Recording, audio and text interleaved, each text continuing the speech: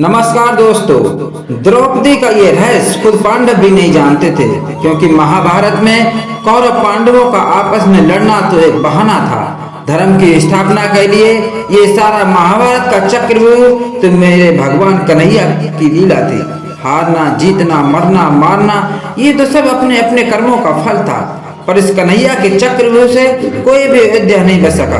कहते हैं कि पांडवों ने कौरवों को मारा या कौरवों ने अभिमन्यु को मारा, ये तो सब दिखावा और नियति थी जो मुरलीधर कन्हैया ने पहले ही रच रखी थी।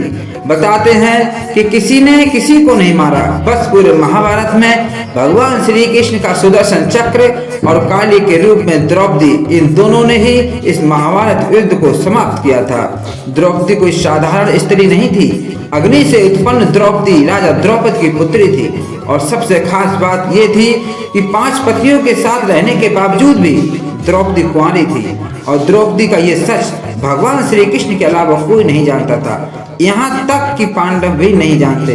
अगर आपने मेरी ये वीडियो यहाँ तक देखी है तो ये द्रौपदी की एक छोटी सी सच्चाई भी जरूर सुनना। आगे वीडियो देखने से पहले अगर आप भी मेरे कन्हैया के सच्चे भक्त हैं तो हमारे चैनल को लाइक और सब्सक्राइब करके बेल आइकन अवश्य प्रेस करें। एक समय की बात है कि पांडवों के अज्ञातवास के समय द्रौपदी ने एक पेड़ पर पका हुआ आम देखा। द्रौपदी ने तुरंत ही उसे तोड़ लिया। द्रौपदी ने ऐसा किया, वैसे ही भगवान श्री कृष्ण वहां आ गए।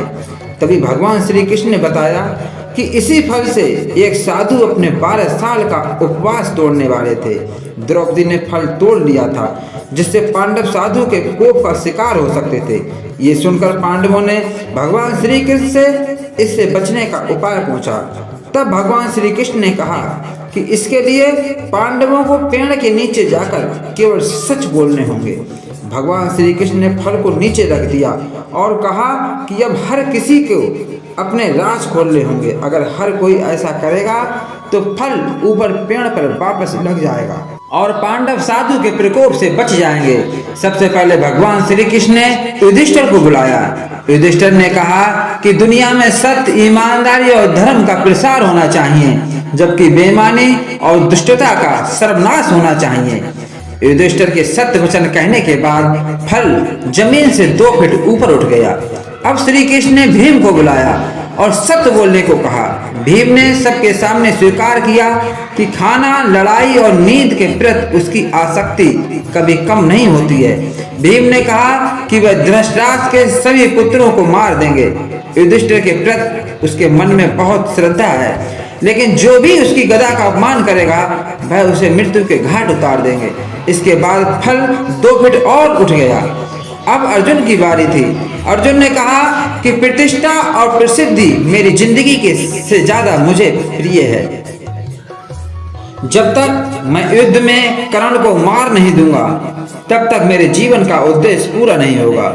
मैं इसके लिए कोई भी तरीका अपनाऊंगा, चाहे वह धर्म के विरुद्ध ही क्यों ना हो। अर्जुन ने कुछ भी नहीं छिपाया। फल और 2 फीट उठ गया। अर्जुन के बाद नकुल और सहदेव ने भी कोई रहस्य न छुपाते हुए सच सच कह दिया। अब केवल द्रौपदी बची। द्रौपदी ने कहा कि मेरे 5 पति मेरी 5 ज्ञानेंद्रियों की तरह हैं। मेरे 5 पति हैं, लेकिन मैं उन सभी के दुर्भाग्य का कारण हूँ। मैं शिक्षित होने के बावजूद भी बिना सोच विचार कर किए गए अपने कर्मों के लिए पछता रही हूँ। लेकिन द्रौपदी के ये सब बोलने के बाद भी फल ऊपर नहीं उठा। तब श्री कृष्ण जी ने कहा कि द्रौपदी कुछ छिपा रही है। तब द्रौपदी ने अपने पतियों की तरफ देखते हुए कहा कि आप 5 से मैं प्यार करती हूँ, लेकिन मैं किसी छठवें पुरुष से भी प्यार करती हूँ। मैं कर्ण से भी प्यार करती हूँ। जाति की वजह से उससे विवाह न करने का मुझे अब पछतावा होता है। अगर मैंने कर्ण से विवाह किया होता तो शायद मुझे इतने दुख नहीं झेलने पड़ते, तब शायद मुझे इतने कड़े वचन नहीं सुनने पड़ते। ये सुनकर 5 पांडव हैरान रह गए, लेकिन किसी ने कुछ नहीं कहा। द्रौपदी के सारे रहस्य खुलने के बाद भगवान श्री कृष्ण के कहे अनुसार फल वापस पेड़ पर लग गया।